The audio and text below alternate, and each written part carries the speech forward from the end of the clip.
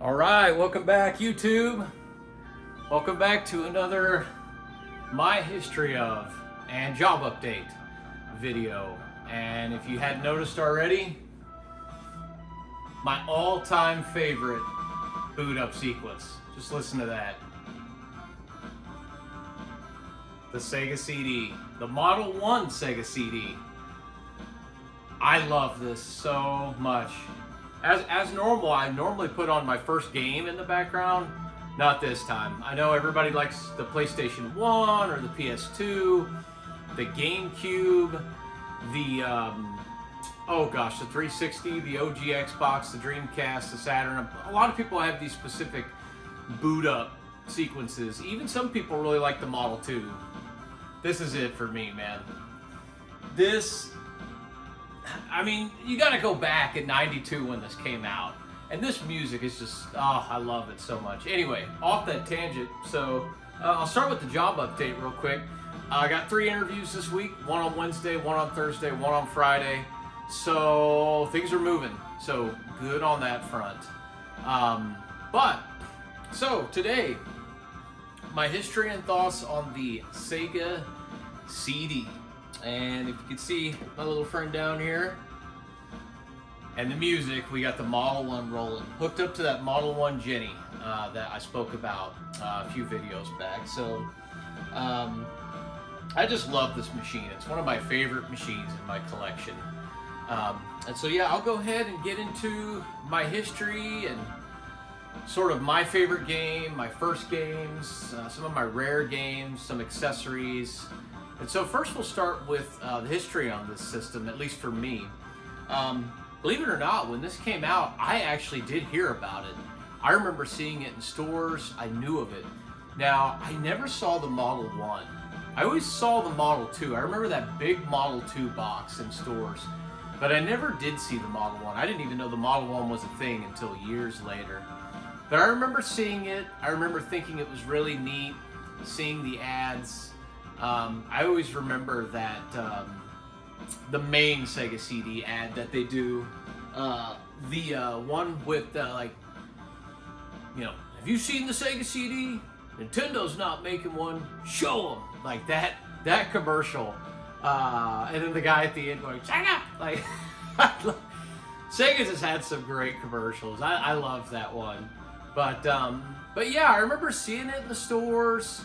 I remember being interested, but just, at the time, I think we had the Super Nintendo. Just growing up, I wasn't the kid that got every system or a lot of games. Games were like a Christmas thing for our household, and getting a console was special. And so there was no way I could get a Genesis and then a Sega CD to run the Sega CD. But I remember seeing Sonic CD being shown off and advertised. Outside of that, I don't remember a lot of the games. I remember seeing a lot of the FMV stuff, but that's it. Those are my memories, like from back in the day. I never did have a buddy that had one. I remember hearing people talk about it, seeing it in the magazines, but that's about the gist of it. And I never thought of it again until years later when I saw the Angry Video Games Nerd video on it, which was hilarious. But then, as I watched more YouTube and saw some other YouTubers talk about the Sega CD and saw some of the games, mostly working designs, because Lunar and Lunar 2 are my 2 favorite games of all time. I found out, actually going to a game shop, that they had versions of the games, and I had no idea. I didn't know that they came out on the Sega CD first, before the PlayStation 1. And so that was a shock to me. And so I just kind of got really into collecting working designs games because I just really enjoyed them.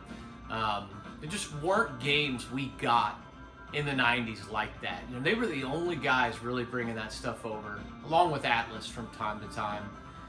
But so I ended up getting a Sega CD one day. I think I've told this story in my Genesis video. I went to Apollo Games in Round Rock, and the gentleman who owned it, Parker, he had this Sega CD, Model 1 Sega CD in the Genesis, and I picked it up. And I already told the story, but you know, I was like, oh man, I gotta find a Genesis. No, it had the Genesis with it, which was great. So I got that. I didn't have anything to play right off the bat, unfortunately. And it took a little while, I think, to get something to play. I ended up, there was a guy I worked with at one of the restaurants I worked at. He worked in the kitchen. I wish I could remember his name, but he was a cool guy. We would chat back and forth here and there. I believe he worked with me at Ten Oak Whiskey Bar. But he told me he had some games. He had an NES and a Genesis and some games. And so I went over there to see what he had. And he had a Model 2 Sega CD, actually. And so I ended up getting the games and the Sega CD for, I think he just gave it to me. I may have given him like $50. I don't remember. But I remember I just got a great deal. And I ended up gifting off the NES and some games for a Christmas gift to some friends. And I ended up doing the same thing with the Genesis and the Sega CD.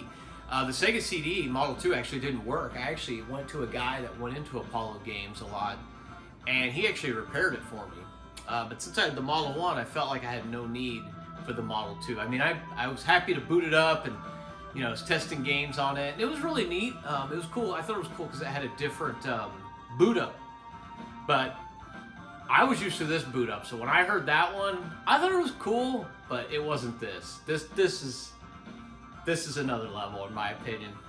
Anyway, he had a couple games with the system. I remember he had some football games. I think it was Joe Montana and Bill Walsh. I ended up trading those off because I don't know. I popped them in, just wasn't into it. But he had two other games that I decided to keep. And I'll go ahead and show these now. So these would be my first games for the system. And those are going to be NHL 94. And if you don't know, this game is considered to be one of the best hockey games of all time. And it is. It's really, really good. I showed that multi-tap off in the Genesis video. You get a group of buddies together, 4-player on this game. Super, super fun. And you get all the Sega CD enhanced features with music and some voices with the announcers. This is a great game. I really enjoy playing this. A lot of fun, especially, you know, sports games, they don't really get a lot of reverence, but this is one I definitely recommend. Now the other game I got that was my first game along with that one was the original Mortal Kombat for the Sega CD. Now I didn't even know this came out on the Sega CD. And so I started doing some research after I got it, and I saw that this game originally came out on Super Nintendo, Sega Genesis, and this as kind of the main ports outside of like handhelds and D-Makes. And I had read outside of loading that this was the best version, and so I did boot it up, and it is, in my opinion. And it's got the MA17 to back it up. Forget the blood code. You get it right unlocked right from the get-go with this one. The music is better. It is out of order, but it sounds more like the arcade. There's more frames of animation. I believe it's Sub-Zero has the right like stance. This game is great. Like, yeah, there's a little loading in between battles.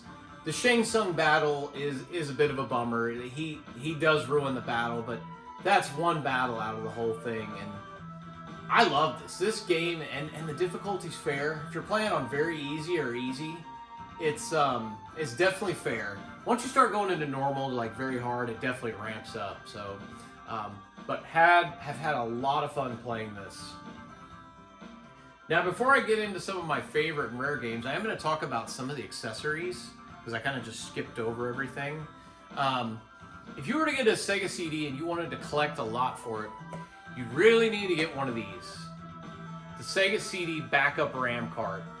Because some of the bigger games, like the RPGs, I don't even think they'll fit on the Sega CD fully. Like, if you want to play, I believe it's Shining Force CD, if you want to like 100% it, I don't even believe you can. You have to really have one of these.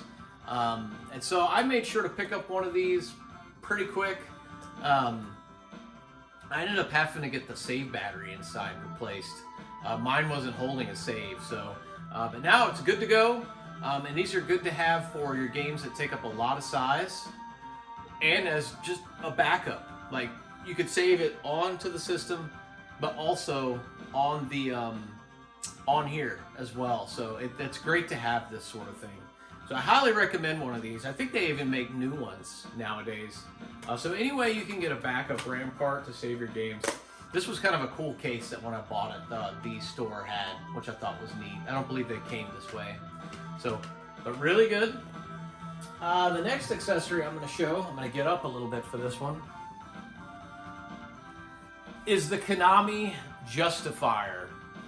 Now, I know I said in my Genesis video I wanted to save accessories for specific systems. This will work on games on the Sega Genesis as well, specific ones. But I kept this for the Sega CD for a couple reasons. One, I actually got this in a package. I saw this at Classic Game Fest, and from my knowledge, the Sega CD version of Lethal Enforcers is the best. With the music, with the extra features, the blood, everything is here. And gosh, look at this box. This is just so cool. It's got the CD game, the instructions, came with the gun. And yeah, this is a fun. I still need to get the second player gun. You can see there's a little, that gun is a little more expensive and harder to find. It's kind of a pinkish color. And every time I see them, they're really expensive. And I haven't been able to justify purchasing that. But yeah, I was really excited and happy to get this. This is a really fun game, especially if you have two players. But the main reason I picked this gun up was, and we'll just get to it now, my rarest game is going to be Snatcher. And you can see the price tag. I bought it for, actually I talked him down to $700. And this was years ago. I want to say this was back in, I want to say 2020 when I bought this. I can't remember though. And I love this game. Not only is this my rarest game, but I actually love this game. It's complete. It's got the little card inside. And just to be kind of a little turkey, I actually have two. I have a second copy of Snatcher that I picked up on a deal at a garage sale. No manual. But hey, it's a second copy. I'm actually looking to sell this copy to a good buyer where it would go to a good home. But great game. Emulate it. Do whatever you have to play it. If you're willing to spend the money, go get it. But I love this game, and I always wanted to play it because when I played it the first time, I used the controller for the gun. I always wanted to play it with the gun, and I've played the first level. I need to go back and actually play more to give it its proper due with this thing.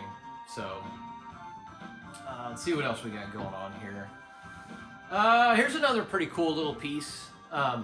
So when I was at Classic Game Fest with my son, they had a sealed copy of NBA Jam for the Sega CD. Which again, I believe this is the best port of the game of the flat sort of release, not the tournament edition.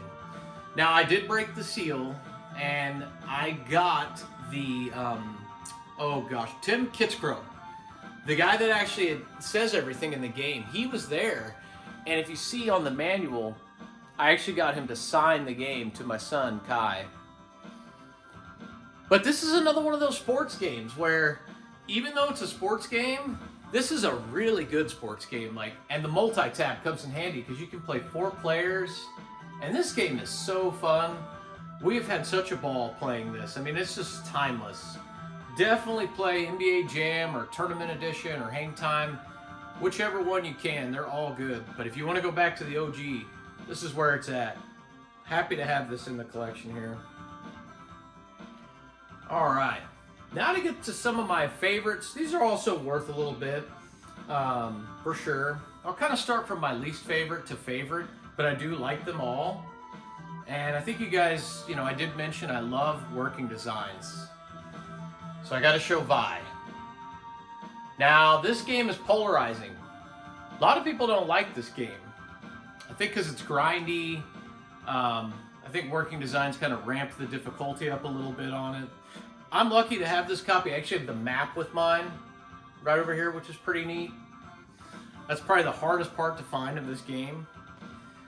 I went into this game with very low expectations from everything I heard, and I was pleasantly surprised and ended up loving the game.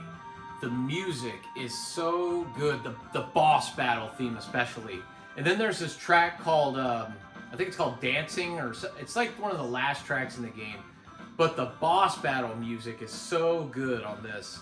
I really like the characters. And you know, this, for how old this game is, there's actually one of your main characters that die, which I was very surprised. I wasn't used to seeing something like that in a game from so long ago. You know, I think the first time I saw something like that was like in Final Fantasy VII. Maybe something earlier, but that shocked me. Because I actually did like this little character in the game. I'm not going to spoil anything, but if you can deal with grinding and you like an old school RPG, definitely give Vi a try. I think it's better than what people say about it. All right, let's continue here. The next one I'm going to talk about, I was super excited to get this. This was my big purchase from Classic Game Fest last year. I finally got Pop Full Mail, another Working Designs classic. Love the anime artwork in this game. Love the music when you're going through the levels. And just love the Working Designs charm. Now again, this game's a little hard. I started playing this and I didn't know what I was doing. I just kind of jumped in. And there are these items that you get where if you like go to death, it like auto refills your life. I used all those and I started to get in situations where I was like, man, this boss is really hard. Come to find out, you really don't want to use those and you want to use the fruit you have to heal. I was kind of annoyed, so I turned it off, but I really want to go back to this. Eventually I am. Unfortunately, when I lost my job, so I was playing through Lunar 1 on the Sega Cd, which I'll get to in a minute, but and I'm pretty far along into it, but man, it just really took the wind out of my sails. I just had no desire to do my hobby. You know, I was going to bed early, just really, and I haven't gone back to it. I have a feeling when I get hired somewhere, I will, but I've just been focusing mostly on just kind of job hunting, house maintenance, my son, my wife. I'm not gonna lie, I kind of went to an old comfort blanket, Diablo 2. I'm a big Diablo 2 guy. That game has kind of sucked me back in little bits here and there. And so, but yeah, I really hope to get back to Lunar and then this at some point. I'm making it a mission to play through my Sega CD games. I really want to play through this collection, so, but really great game. All right, next game I'm going to show off that I love, Shining Force CD, which we talked about earlier. This is the big one that takes up a lot of space. I want to say there's there's one of the Game Gear games, there's the second Game Gear game, and then after you beat both, you get a third story to play, and then after you beat that, there's a fourth thing you can do. So this is really why you need this. I mean, the RPGs too, and one thing I'll say about the Sega CD, some of the games are weird. They won't give you the option to save on this guy. You have to save directly to the system. Like, that's how Lunar 1 is. And it drove, oh, and Vi also. And it drives me nuts. And so what I did was I played the game, because it's a little nervous saving on the system, because it also uses a little coin cell battery. And if that dies, you lose everything. Which reminds me, I'll just get into the well, we'll finish this first. So yeah, so this is a great game. I'm a big fan of Fire Emblem. I think I told the story of my neighbor Paul, how we played through the whole Metroid series. Well, when we finished, we decided to move on to the Fire Emblem series.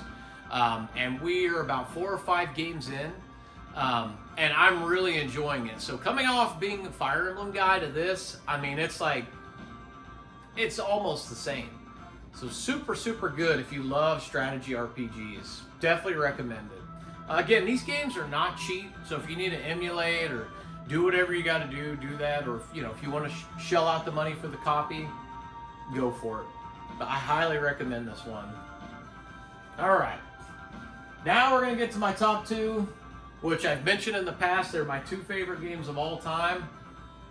Lunar and Lunar 2. Now, I played both of these on PlayStation 1 originally, loved them to death, discovered they had these and had to get them. And I have some instruction manuals for these too. I actually have the Sega CD instruction manuals for both of these, which is pretty neat. And I love these games. I mean, just look at that artwork. And you know, one thing I'll say about these, even if you've beaten the Sega CD one, or Sega CD, the PlayStation versions, or Saturn, or we have these new ones coming out, I believe later on this week or next week. These stand on their own, more so the first one than the second game. The first game, there's a lot of changes. In some ways, it feels like a totally different game. Also, the random battles, you actually fight them. You like in the newer games, you see the enemies in like the dungeons or on the overworld sections. Here, it is traditional role-playing. Hey, you hit a random battle. Sometimes in certain sections, it's absolutely brutal. But then other times, I can go so long without hitting a battle. It's really random and strange. But you know, one thing I'll say is, especially for the first game, there's a lot of music on here I prefer from this version. Oh my gosh, the boss battle theme and the battle theme specifically blows the newer ones out of the water. It is just so good. Some of the overworld map themes are better too. I just love this game, and I'm looking forward to finally finishing it. I'm at the part where the grindery has come out and ran over the mine, and I need to go in there and deal with the Magic Emperor. I'm not going to give any spoilers or anything away, but folks who've played it will know what I'm talking about. But something else I love about these is, you know, they use the hand-drawn artwork. You know, the newer ones use the cutscenes, like the anime cutscenes. These have a different look and feel to them. I think it's great to play both. It gives you a different experience, especially the first game. The second game is very similar. There are some changes, but they're very similar. And one thing I'll say too, when you play this one, it is a little dark. When you go to the second game, you can really see the development, working designs, and game arts had for the Sega CD. That second game looks incredible compared to the first one. Not that this is a bad looking game by any means. But yes, love, love, love these two games.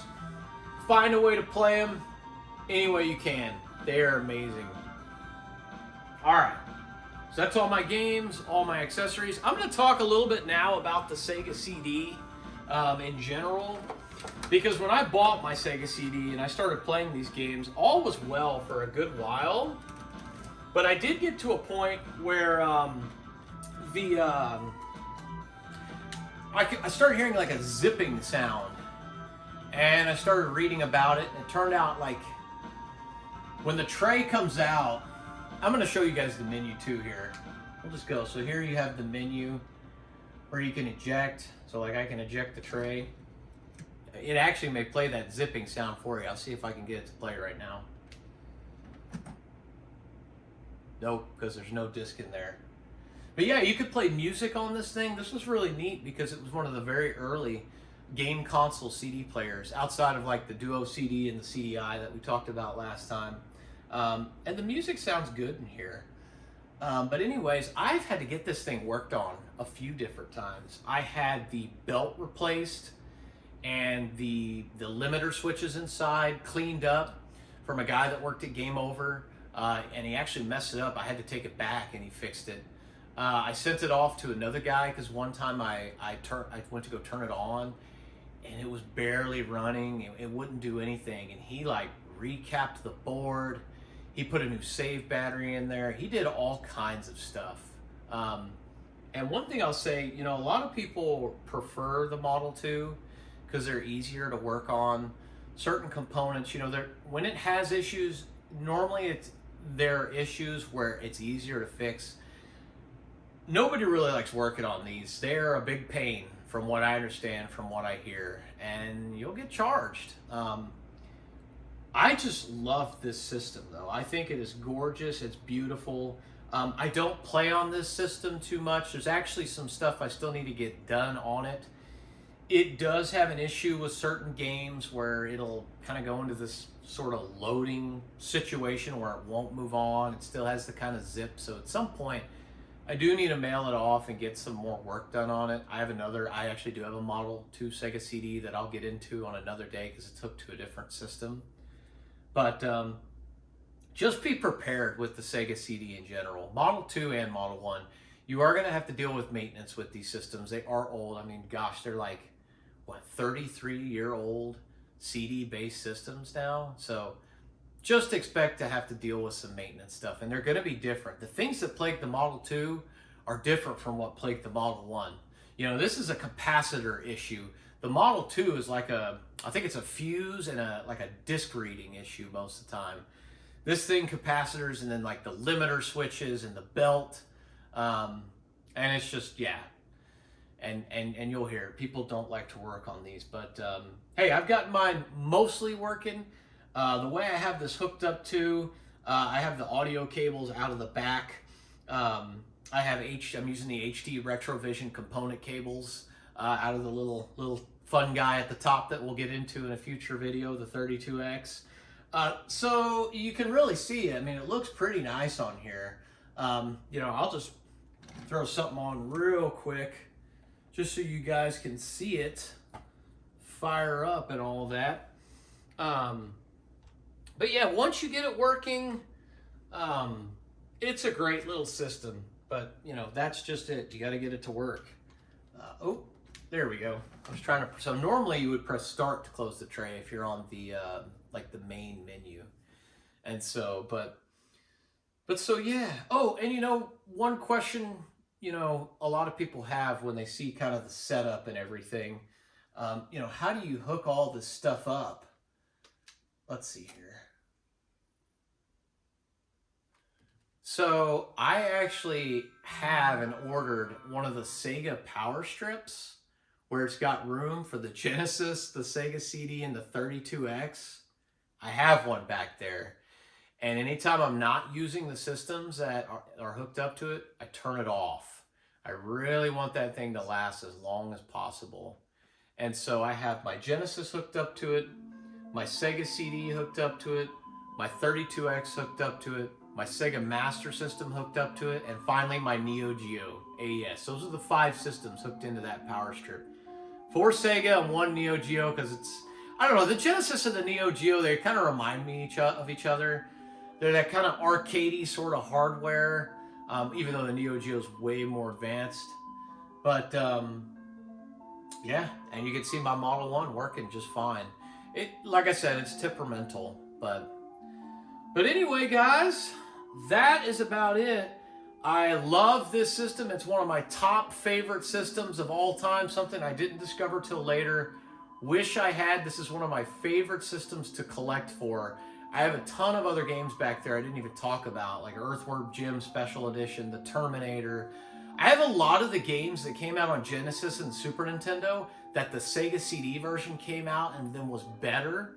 I have a lot of those, and then a bunch of other exclusives. But this was just a taste, and I want to thank you guys for joining me once again for the Sega CD, and we'll catch y'all next time.